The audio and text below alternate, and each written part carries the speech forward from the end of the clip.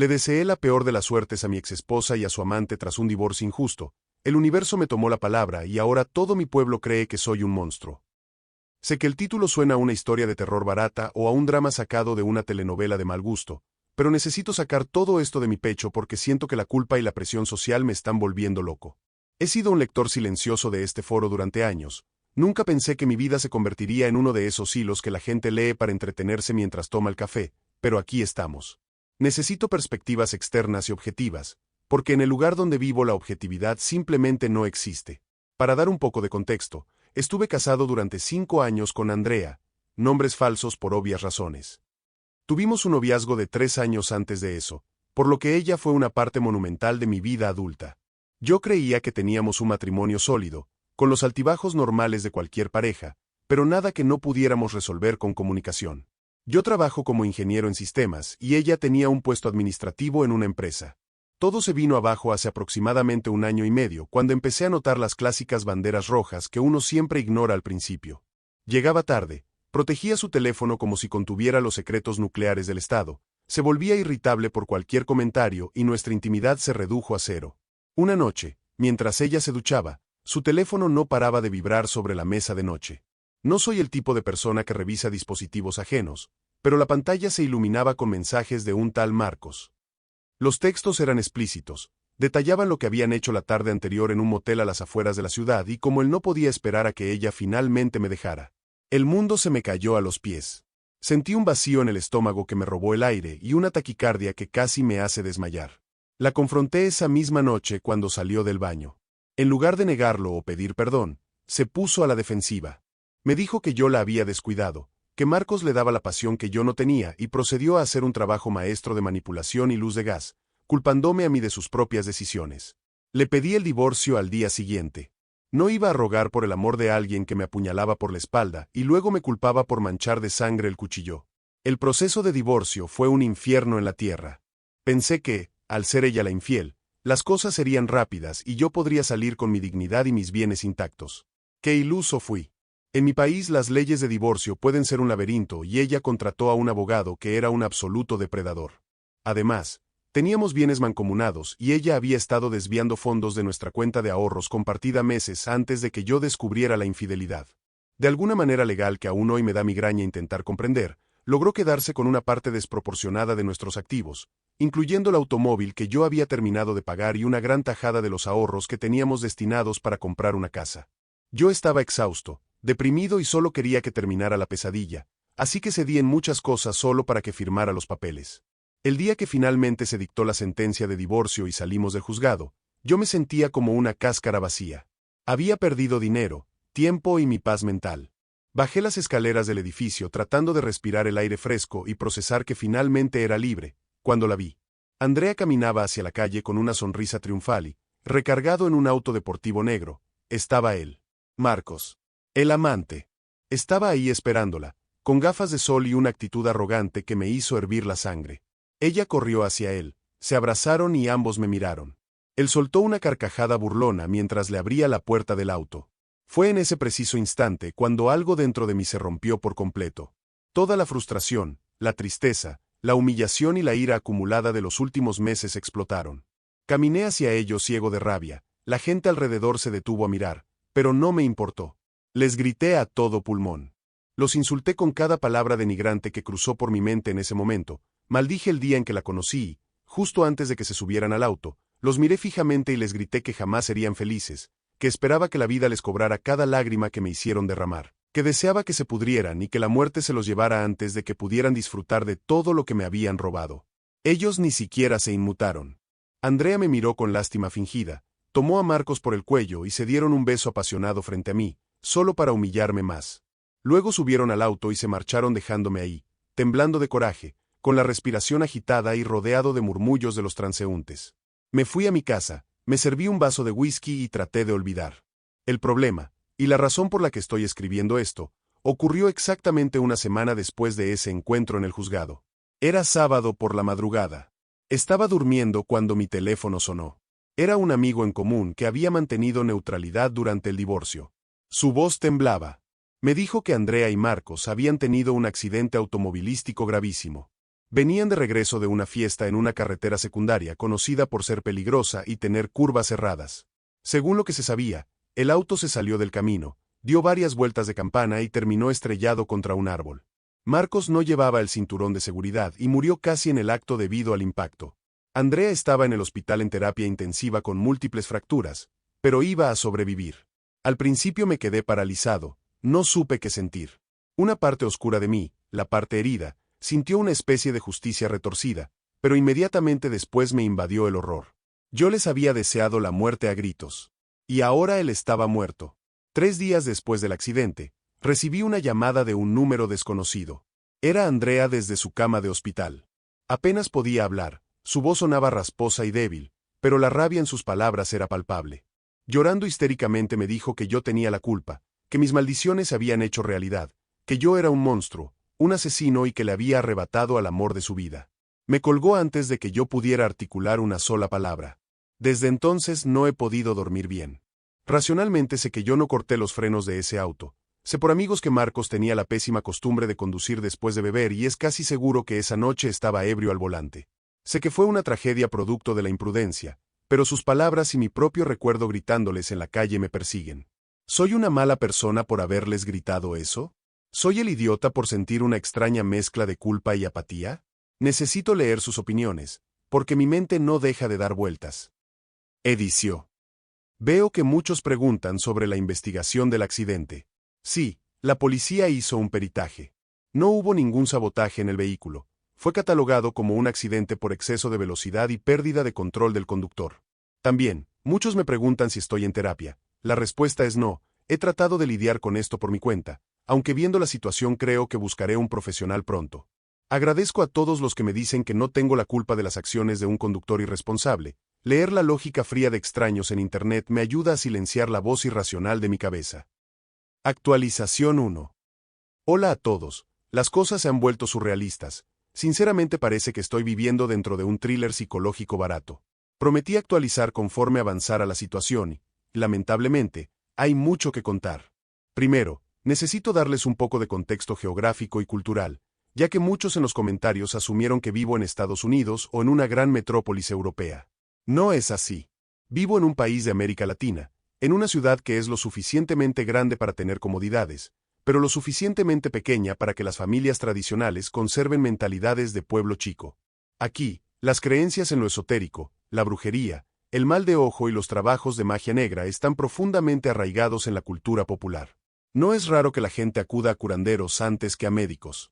Con eso en mente, entenderán por qué mi vida se ha convertido en un infierno social. Andrea fue dada de alta del hospital hace un par de semanas. Físicamente está destrozada pero recuperándose en casa de sus padres. Emocionalmente, está destruida. El problema es que, en su dolor y negación, ella ha decidido fervientemente que el accidente no fue culpa de la conducción temeraria de Marcos, sino de una intervención sobrenatural propiciada por mí. Ella y su familia han comenzado a difundir el rumor por toda la ciudad de que yo visité a un brujo poderoso para lanzarles una maldición de muerte. Han tergiversado la escena del juzgado, pintándome como un loco desquiciado que hizo conjuros en voz alta en la calle. Lo peor de todo es que la gente les cree. En las últimas 2 semanas he notado como mis vecinos evitan mirarme a los ojos. La señora de la tienda de la esquina hace movimientos extraños con las manos cuando entro como si intentara alejar malas energías y un par de personas literalmente se han cruzado de calle al verme caminar hacia ellos. El nivel de ignorancia es asombroso y frustrante. Pero esa no es la peor parte. La verdadera bomba cayó hace un par de días a través del mismo amigo que me informó del accidente. Resulta que la devastación de Andrea no es solo por perder a Marcos. Ella está embarazada. Tenía aproximadamente 2 meses de gestación cuando ocurrió el accidente. Afortunadamente el bebé no sufrió daños físicos en el choque, pero ahora ella está esperando un hijo del hombre que acaba de morir. Al enterarme de esto sentí que el suelo desaparecía bajo mis pies, no por celos ni por amor hacia ella. Esos sentimientos murieron el día que descubrí la infidelidad, sino por la magnitud de la tragedia. Ella está sola, herida, cargando con un embarazo y hundida en una depresión clínica severa que se manifiesta en odio hacia mí. Sus padres están alimentando su delirio de la maldición para darle a su dolor un blanco fácil al cual apuntar, en lugar de aceptar la cruda realidad de que Marcos fue un irresponsable. La hostilidad hacia mí ha escalado. Ayer encontré una vela negra derretida en la puerta de mi apartamento. Asumo que es algún tipo de contrahechizo o amenaza de algún vecino o familiar de ella. Estoy exhausto. Racionalmente sé que no hice nada malo, solo fui un hombre herido que gritó palabras de enojo, pero la presión de la comunidad me está asfixiando. La gente necesita un villano y parece que me han asignado ese papel de forma permanente. No sé cómo manejar esta situación sin perder la cordura. Edición. He estado leyendo sus respuestas. Anoche, tratando de conciliar el sueño, mi mente no dejaba de repetir como un disco rayado esa maldita frase exacta que les grité a todo pulmón fuera del juzgado: jamás serán felices. Esas 3 palabras resuenan en mi cabeza, rebotando en la oscuridad de mi habitación como un eco que se niega a apagarse. Lógicamente, mi cerebro sabe que las palabras son solo eso, palabras. Son simples vibraciones en el aire impulsadas por la rabia y el dolor de un hombre que acababa de ser traicionado y humillado de la peor forma posible. Sé que la acústica de mi voz no tiene el poder de alterar las leyes de la física, ni de influir en las malas decisiones de un conductor ebrio, ni de tejer una red de tragedias. Pero a las 3 de la mañana, cuando el silencio es absoluto, la culpa se vuelve aplastante y esa lógica fría comienza a resquebrajarse. Hay una parte irracional y asustada dentro de mí que siente como si mi ira hubiera tomado una forma física, como si al gritar aquello hubiera abierto alguna especie de puerta que desató una oscuridad que ahora nos está arrastrando a todos. Escribir esto y leer sus razonamientos objetivos me ayuda a anclarme a la realidad. Me recuerda que el caos que siguió fue producto del azar y la imprudencia, no de un conjuro mágico salido de mi propia amargura. Gracias por ayudarme a mantener la cordura. Actualización 2. Ha pasado casi un mes y medio desde mi última actualización y, francamente, las cosas en mi ciudad natal se volvieron insostenibles. Escribo esto desde un departamento alquilado en una nueva ciudad a 4 horas de distancia de mi antiguo hogar. Sí, me mudé. Huí, si quieren llamarlo así. La situación con los rumores de la supuesta brujería escaló de lo absurdo a lo peligroso. Después del incidente de la vela negra, alguien rayó la puerta de mi auto con un clavo dibujando cruces invertidas y símbolos que no entiendo. El ambiente en mi trabajo se volvió tenso porque algunos colegas empezaron a comprar la historia de la familia de Andrea y me trataban como si yo fuera radiactivo. Mi salud mental estaba cayendo en picada, no dormía, tenía ataques de ansiedad y me di cuenta de que no tenía sentido quedarme a pelear una batalla de lógica contra personas que operan con supersticiones medievales. Así que pedí un traslado en mi empresa, empaqué mis cosas en silencio durante 3 días y me fui sin despedirme de casi nadie. La distancia me ha dado perspectiva y tranquilidad. El anonimato de una ciudad grande donde nadie me conoce es un bálsamo para mis nervios destrozados. Sin embargo, las noticias de mi antigua ciudad me siguen llegando, a veces sin que yo las pida. El estado de Andrea es crítico y esto me llena de una tristeza profunda, no romántica, sino humana. Mi amigo, con el que sigo en contacto telefónico, me cuenta que la depresión de ella se la está tragando viva. Desde el accidente y la muerte de Marcos, ella dejó de cuidarse por completo. A pesar de estar embarazada, no asiste a sus consultas prenatales de forma regular, apenas come, pasa los días encerrada a oscuras en su habitación y llora hasta vomitar. Su estado físico, que ya estaba mermado por las fracturas del accidente, ha decaído a un ritmo alarmante. Está desnutrida, ojerosa y parece un fantasma de la mujer vibrante que alguna vez conocí. Cualquier persona con medio cerebro entendería que está sufriendo un cuadro de depresión mayor no tratada, estrés postraumático severo y duelo complejo, todo esto exacerbado por las hormonas del embarazo. Necesita intervención psiquiátrica urgente, medicación adecuada y terapia constante. ¿Pero qué dice su familia? ¿Qué dice la gente del pueblo? ¿Qué es mi culpa? Dicen que mi maldición se está alimentando de su fuerza vital, que la magia oscura que le lancé en el juzgado no se detuvo con la muerte de Marcos y que ahora va por ella. Es asqueroso. Es repulsivo ver cómo sus propios padres prefieren culpar a un evento esotérico inventado en lugar de llevar a su hija a un hospital psiquiátrico para salvar su vida y la del bebé. Traté de intervenir. Sé que no debería, sé que todos me dirán que mantenga el contacto cero absoluto, pero la culpa moral me carcomía. Llamé a su hermana mayor. Intenté explicarle desde la razón que Andrea necesitaba médicos reales, no limpias con hierbas ni rezos. Le dije que olvidaran el rencor hacia mí, que yo no había hecho nada, pero que su hermana se estaba muriendo de tristeza literalmente frente a sus ojos. La respuesta de la hermana fue insultarme, escupir vitriolo por el teléfono y decirme que el demonio que yo había invocado la estaba consumiendo y que yo pagaría en el infierno. Colgué el teléfono y bloqueé su número. Hice lo que pude. He llegado al límite de mi responsabilidad humana. No puedo salvar a alguien que está rodeada de personas que prefieren la ignorancia a la medicina. Me duele en el alma saber que esa mujer, a pesar del daño que me hizo, se está marchitando lentamente, pero he aceptado que ya no es mi problema. Solo espero que el bebé logre nacer sano y que ella recupere la cordura antes de que sea demasiado tarde. Actualización 3. Ha pasado mucho tiempo, casi 5 meses desde mi última actualización. Ha sido el periodo más oscuro y reflexivo de mi vida entera. Escribo esto con las manos temblorosas y una opresión en el pecho que no me deja respirar profundamente. El desenlace de esta historia ha llegado, y es de una oscuridad que supera cualquier cosa que yo hubiera podido imaginar cuando hice mi primera publicación. Ayer por la madrugada, cerca de las 3 de la mañana, mi teléfono comenzó a sonar insistentemente. Era un número que no tenía guardado, pero que reconocí por el código de área de mi antigua ciudad. Contesté con un mal presentimiento que me helaba la sangre. Era la madre de Andrea, mi ex-suegra. Su voz era apenas un susurro quebrado, sonaba 1000 años más vieja y carecía de la agresividad con la que me habían tratado los últimos meses. Me llamó para informarme que Andrea había fallecido. El impacto de la noticia me dejó mudo, sentado en el borde de mi cama en la oscuridad de mi departamento, escuchando el llanto ahogado de una madre perdiendo a su hija. Según lo que me explicó entre sollozos, el cuerpo de Andrea simplemente no resistió más. La desnutrición severa, la falta de sueño, el estrés físico de las lesiones mal curadas del accidente y la profunda depresión clínica crearon una tormenta perfecta. Entró en trabajo de parto prematuro en su 8º mes de embarazo. Su sistema estaba tan débil que sufrió complicaciones graves durante el alumbramiento, presentó una hemorragia masiva y los médicos no pudieron estabilizarla. Su corazón se detuvo en la mesa de operaciones. Afortunadamente, el bebé sobrevivió. Es un niño. Está en una incubadora debido a lo prematuro de su nacimiento, pero los médicos dicen que es fuerte y que probablemente saldrá adelante.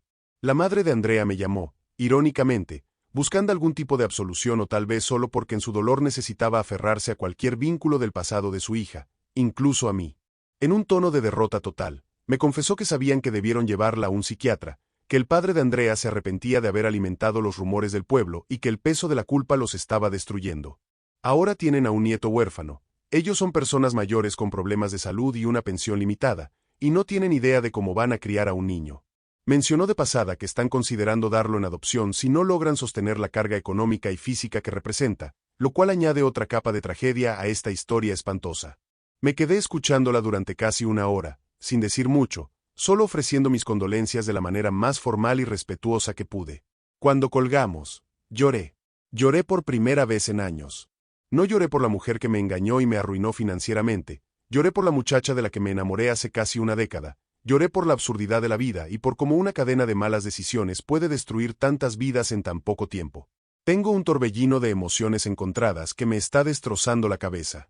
Por un lado, mi lado racional está firme. Yo sé que mis palabras fuera del juzgado fueron solo eso, palabras. Fueron una explosión de ira pura y justificada ante una traición brutal y una burla cruel. Yo no provoqué el accidente de coche, yo no obligué a Marcos a conducir a exceso de velocidad, yo no obligué a Andrea a dejarse morir de inanición mental y física, ni tampoco obligué a su familia a ignorar la ciencia médica en favor de supersticiones. Pero por otro lado, hay un peso invisible sobre mis hombros. Mirando hacia atrás, desearía no haber dicho esas palabras. Desearía haberme dado la vuelta aquel día en el juzgado y haberme ido caminando en silencio con mi dignidad intacta. Ese pequeño momento de catarsis vengativa, ese instante donde les grité ojalá la muerte se los lleve antes de que puedan ser felices, se convirtió en la semilla de una histeria colectiva que alejó a Andrea de la ayuda que necesitaba desesperadamente. Si yo no hubiera dicho eso, tal vez su familia habría buscado médicos en lugar de curanderos. Tal vez ella estaría viva. Sé que es el trauma y la culpa del sobreviviente hablando. Sé que el efecto mariposa de mis acciones es minúsculo comparado con las decisiones activas que ellos tomaron. Aún así, la lección que he aprendido es aterradora. El odio y la ira, incluso cuando están justificados, son venenos que no solo destruyen a quien se los lanzas, sino que contaminan todo a su alrededor y terminan envenenándote a ti también. No asistiré al funeral. Sería una falta de respeto y solo avivaría las llamas del morbo en ese pueblo que tanto daño me hizo. Envié un arreglo floral sin nombre y transferí de forma anónima una cantidad significativa de dinero a la cuenta del hospital para cubrir parte de los gastos de la incubadora del bebé. Es lo último que haré por esa familia.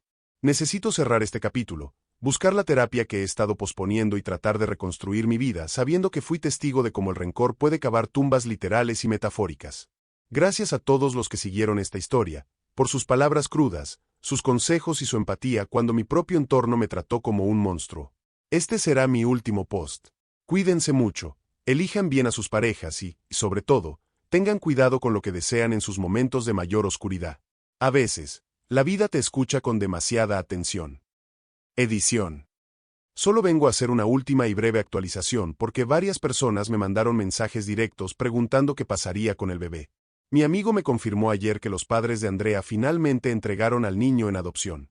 El peso económico y físico era demasiado para ellos por su avanzada edad y sus propios problemas de salud.